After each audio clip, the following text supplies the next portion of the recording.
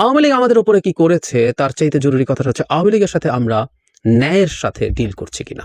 আমি জানি এর মধ্যে কেউ লিখবেন, আমি দেখি এই ধরনের মন্তব্যের পরে কেউ লিখে যে অতি সুশীলগিরি দেখানো হচ্ছে এবং এই সুশীলগিরি দেখিয়েই আমরা আওয়ামী লীগকে পুনরুজ্জীবিত করে দেব। অফ টপিক, তারপরে বলে আওয়ামী লীগকে পুনরুজ্জীবিত করা যাবে না। আমরা যদি একেবারে আপাদমস্তক আহাম্মক না হই, আমরা যদি ন্যারেটিভ তৈরি করতে ব্যর্থ হই তাহলে পারবে, কিন্তু যদি অতটা আহাম্মক আমরা না হই আওয়ামী লীগ পারবে না। যে সে আলোচনা পরে।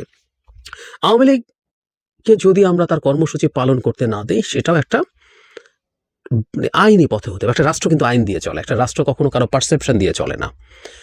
এটা অনৈতিক, এটা অন্যায়, এটা তো আমি বলছি। তো ওখানে একটা নিউট্রাল জায়গা থাকবে যেখানে যিনি অভিযুক্ত তারও বিচার পাওয়ার স্কোপ থাকবে।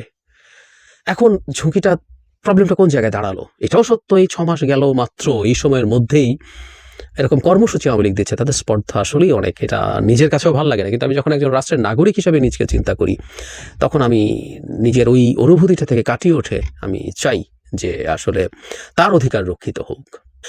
এখন একটু এই জায়গায় আসি যে আসলে আমরা কি করতে পারতাম।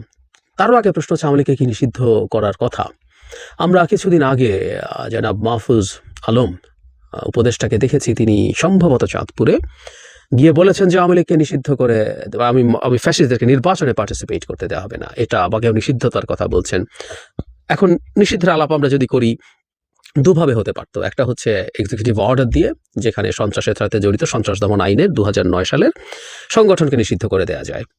শেখ হাসিনা তার পতনের কয়েকদিন আগেই জামায়াত এবং শিবিরকে এভাবে নিষিদ্ধ করেছিলেন। এতে কোনো রকম কিছু না, জাস্ট এক্সিকিউটিভ অর্ডার, এর মধ্যে কোনো বিচারিক ব্যাপার নেই। কিন্তু এটা একটা প্রশ্ন থাকে সবসময়, একটা সংগঠনকে যখন নিষিদ্ধ করা হয় এক্সিকিউটিভ অর্ডারে, তার আত্মপক্ষ সমর্থনের কোনো সুযোগ থাকে না। ফলে একটা তুলনামূলকভাবে বেটার অপশন ছিল বিচার করার মাধ্যমে তাকে নিষিদ্ধ করা। এবং এটার খুব ভালো একটা সুযোগ ছিল, আন্তর্জাতিক অপরাধ যে আইন আইসিটি যে আদালত হয়েছে, সেই ট্রাইব্যুনালের যে আইন, সেই আইনে সংগঠনকে অভিযুক্ত করে বিচার করা যাবে, এই ধারাটা আওয়ামী লীগই তার এই গত সরকারের সময় ঢুকিয়েছিল। তাদের উদ্দেশ্য ছিল এটার মাধ্যমে তারা জামায়াতে ইসলামীকে বিচার করবে। মানে ব্যাপারটা এইরকম, ব্যক্তি শুধু না, কোনো সংগঠন যদি সাংগঠনিকভাবে কোনো মানবতা বিরোধী অপরাধে অভিযুক্ত হয়ে থাকে তাহলে তার বিচার করা যাবে। সো সংগঠনকে বিচার করা যেত।